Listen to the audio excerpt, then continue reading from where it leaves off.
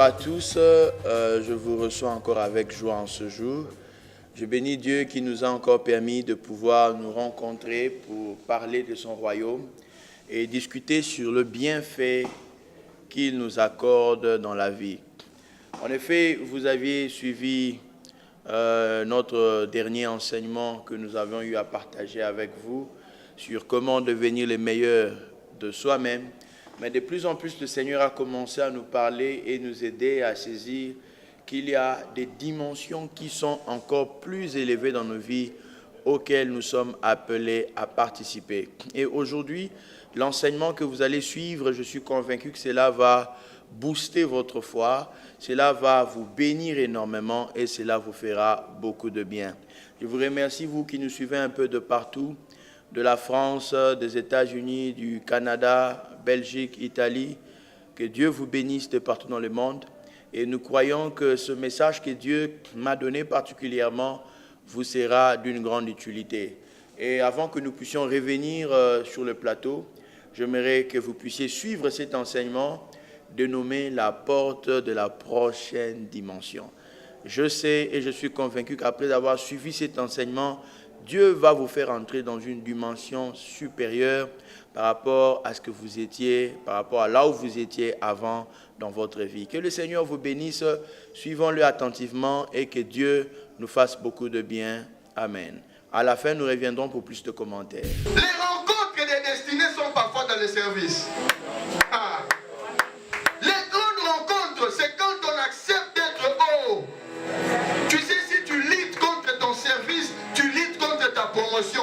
Quand tu te bats contre la dimension de laquelle Dieu veut t'abaisser, tu es en train d'éliminer les capacités de là où Dieu veut t'élever.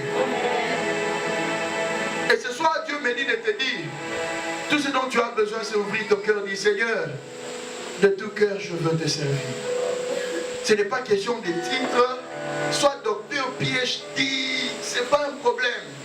Mais devant Dieu, tout genou fléchi, les 4 êtres vivants, les 24 vieillards, peu importe toute la gloire qu'ils ont, devant Dieu, ils savent se courber. Si tu peux reconnaître la grandeur du Dieu que nous servons, je te dis que ton être, ton attitude va en décider. L'attitude des hommes est souvent relative à la compréhension de la grandeur de Dieu. Mais regardez un autre aspect. Ça, c'est un aspect que je dirais un aspect très important. Maintenant, David qui arrive dans le front et il constate qu'il y a un adversaire. Écoutez, David n'était pas soldat de formation et il n'était pas invité dans le front pour se battre. Mais il a directement pris le dessus, il a sauté pour se battre. Qu'est-ce qui lui a poussé à le faire? Il a dit, c'est qui s'est incirconcis pour parler devant les dieux d'Israël. Il n'a même pas parlé du peuple, mais il a d'abord parlé des dieux d'Israël. Car quand tu reconnais que le défi est déjà lancé contre ton Dieu, c'est là que tu peux te mettre dans la position de combat. Et qu'est-ce que David a fait? Il faut retenir cet aspect. La colère de David voulait simplement dire que tout ce que Dieu ne veut pas que tu tolères, cela veut dire qu'il veut que tu le changes. Amen.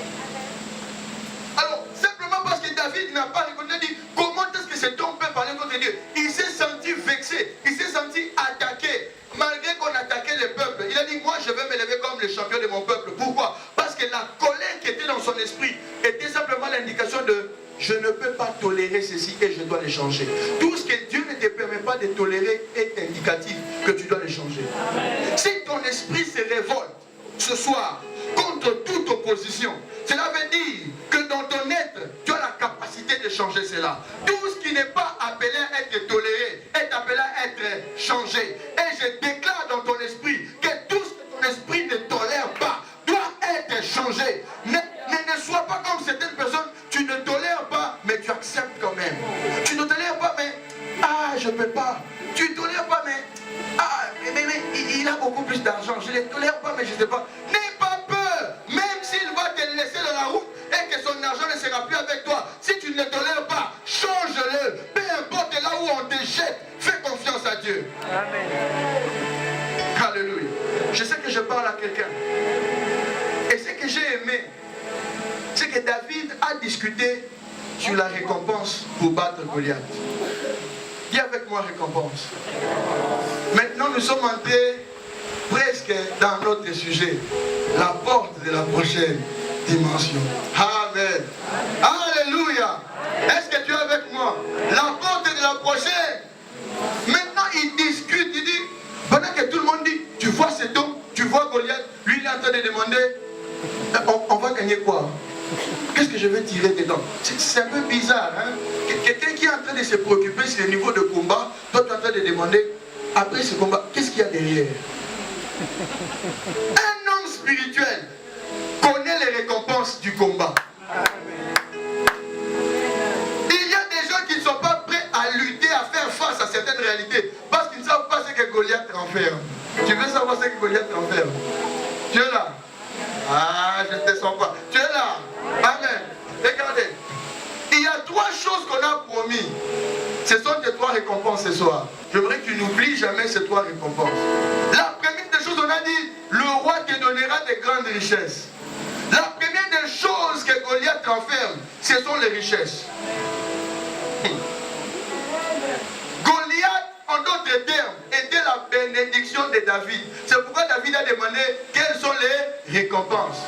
Parce que si tu vois ton adversaire comme un bloc, tu ne vas jamais te battre contre lui. Mais si tu le vois comme une bénédiction qui est emballée, je voudrais te dire, tu auras l'énergie pour l'affronter. Aujourd'hui, nos ennemis sont en train d'amener nos richesses. Peut-être que tu te sentais limité financièrement. Dieu dit, j'ai soulevé ces Goliaths pour étendre ta richesse. D'abord, les grandes richesses. Ça, c'est le premier point qu'on a dit. En d'autres termes, une fois que Goliath est renversé, il faut l'expansion de la richesse dans ta vie. Je viens de déclarer ce soir que quand Goliath fléchit, la richesse se crée. Sûrement dans ta vie, tu es en train de te battre année après année. Pourquoi les finances sont bloquées? Mais c'est juste que là parce que tu n'as pas compris comment renverser Goliath. Deuxième point, on a dit il épousera la fille. Hein? Tu vois. Amen. Deuxième point, le mariage. Et le troisième point, on a dit que ta famille sera libre des taxes. Amen. Troisième point. Non, pas les taxes du Congo. Hein?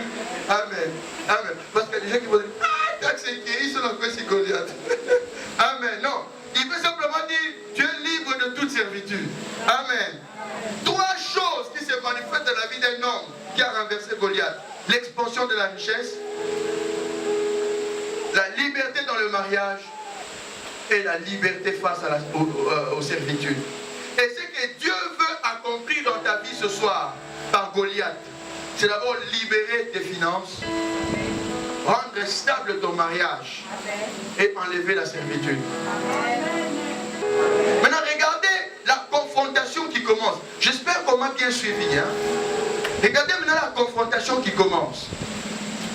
David qui se lève, il dit, je vais maintenant combattre pour la nation d'Israël. Écoutez, le combat que nous devons mener ne doit pas simplement être pour les chrétiens. Elle doit aussi concerner notre nation. Amen.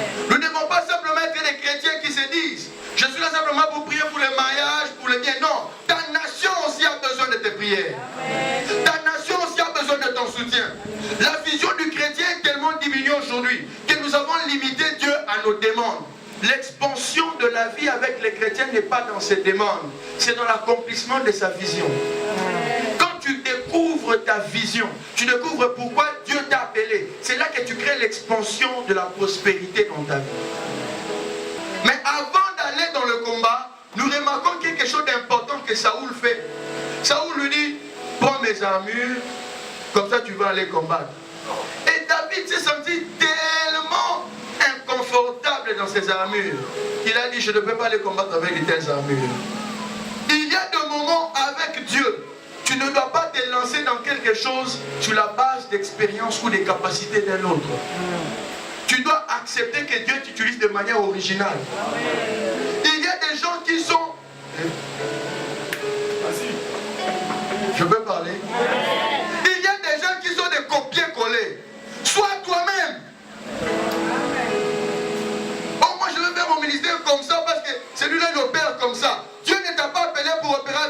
famille de Saoul. Sois toi-même. L'efficacité n'est pas dans l'imitation, c'est dans l'originalité. Dieu ne veut pas que tu sois une copie d'un autre. Il y a des gens qui n'ont jamais accédé dans certaines choses parce qu'ils savent maintenant qu'ils ont pesé. J'ai vu la grâce dans la vie de Papa Michel, dans mon église. Papa Michel. Est-ce que tu sais ce qu'il porte, ce qui est pesé dans notre nom? Amen. Et il y a des moments, il y a des gens qui n'arrivent pas à mener les choses jusqu'à terme parce qu'ils n'ont pas quelque chose d'original en eux. Tout ce que nous essayons d'imiter finit par nous limiter. Tout ce que nous essayons d'imiter finit par nous limiter. Mais l'originalité est le secret de la créativité. Si moi j'étais toi, j'allais applaudir pour le Seigneur, tellement que Dieu est loin. Et cette année, je suis original. Sois toi-même. Dieu va t'utiliser tel que tu es. Il ne va pas t'utiliser comme tu veux paraître. Il y a des gens qui sont jamais accédés dans les mariages, mais maintenant je les touche parce qu'ils n'ont jamais été eux-mêmes. Ils essaient d'être la personne qu'ils ne sont pas. Sois original. Dis à ton côté, sois original. Vous savez,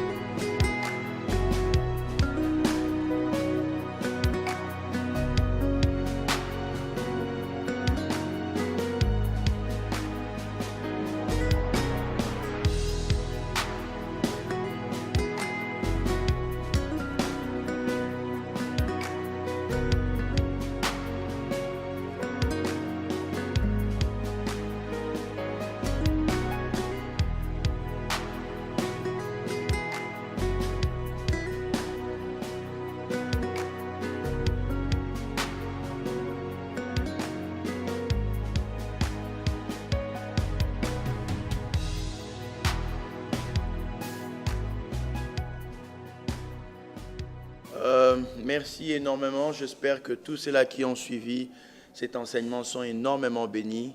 Et vous avez vous-même suivi l'ambiance dans laquelle le Saint-Esprit nous a placés dans ces moments de gloire que nous avons eu à passer à l'église Parole du Salut à Kitambo.